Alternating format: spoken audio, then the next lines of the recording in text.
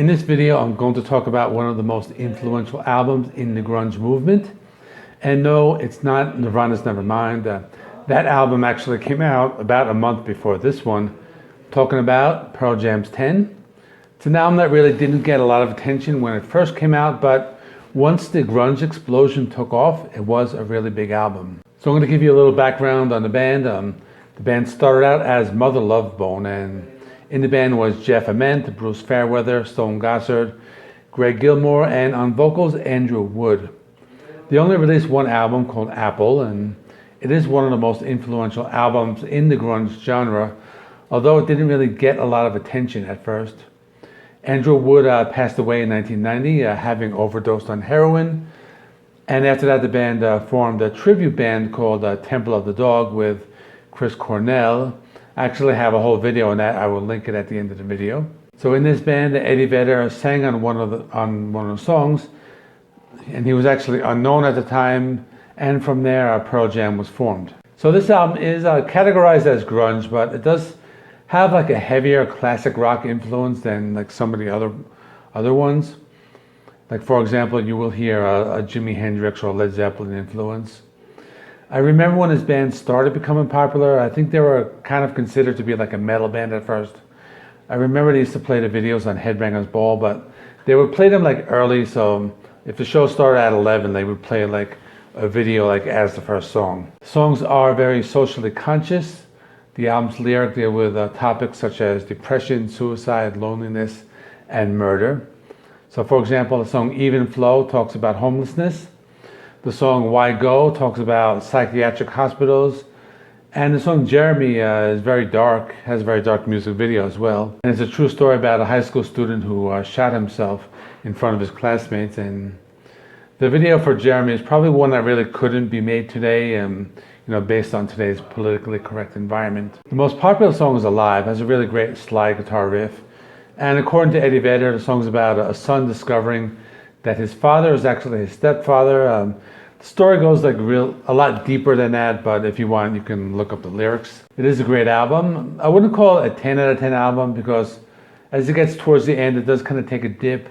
I think like the first 7 songs are really great. So I'm going to go through the songs like briefly right now. So the album opens with Once, and it's a slow building song. Starts with a bass intro riff, and the main riff kind of has like a Middle Eastern feel. Eddie Vedder's vocals have a slightly more aggressive tone, and the lyrics are kind of dark. Even Flow was one of the big hits. The song has some dirty, distorted guitars. The guitars have like the wah-wah effect. You're going to be hearing that a lot throughout the album. The song has some pretty cool lead guitar fills, and it's about a homeless man who panhandles on the street. So according to Eddie Vedder, the song was inspired by a homeless man who was a Vietnam veteran. Eddie Vedder wrote the song after he heard that the man died, while the band was touring. Alive is the debut single. It's probably the most popular song from the band. It was written by Stone Gossard back when he was in Mother Love Bone. It was actually a Mother Love Bone song. The original title called A Dollar Short. And I've mentioned this before in a previous video, but the solo was inspired by Ace Frehley's solo from the Kiss song She. And Ace actually was inspired by Robbie Krieger's solo in The Doors' 521. And I talked about it in my video for the Doors' 50th anniversary of LA Woman.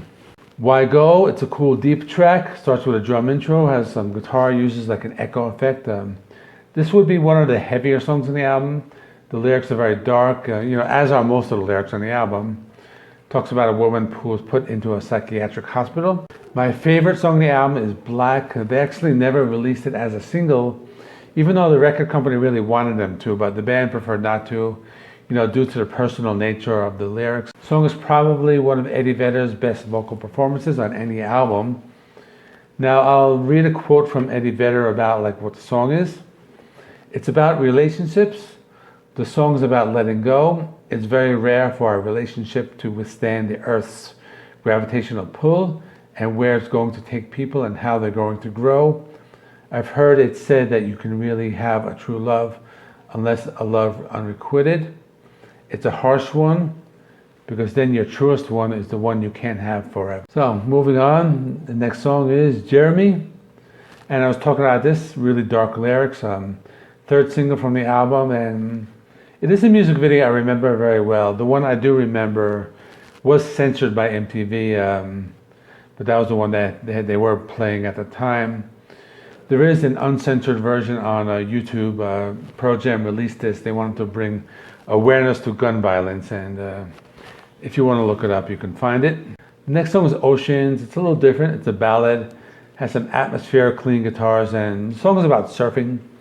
It's an okay song, but I think this is the point where the songs are still good, but not as good as like the first songs on the album. Porch is a cool song. It's a fast-paced rocker. You know, it has a lot of energy to it. Has really cool like layer guitars on the song, so I like that one. It's okay. Next is Garden. This one, it's a slow song. Has some clean guitars. Has a relaxing atmosphere. Eddie Vedder's vocals come into the song slowly, and they kind of build up over time. It's a decent song, but it is a very laid-back one. Deep is a really cool song. Has some psychedelic rock guitar effects in the intro. The guitars use the wah-wah pedal and the main riff, and it's an okay song. And the last song on the album is called Release. The song has a slow-building intro, has a classic rock feel. So Pearl Jam were one of those bands that they like to put like a few like seconds of like silence at the end of their CDs, and then like after that they would like add something like to the end. So if you like look up the song online, it's basically listed as 9 minutes. But the song is basically about like almost 5 minutes, followed by about like 30 seconds of silence. Then it kind of continues with a jam session of the intro to the song once. So it's almost like the album like goes like full circle. So that's it. Comment below. Let me know what you think of the band Pearl Jam, their debut 10. So is it your favorite from the band, or do you like maybe one of the other ones better? Let's talk about it. So this week I will be doing some heavy metal. I have the new album by Ginger, the new album by Phineas, and possibly Spirit Adrift. They have an EP. I have another collaboration video with Brian from AYBL Maine, and we will be talking about our top 10 songs by the Foo Fighters.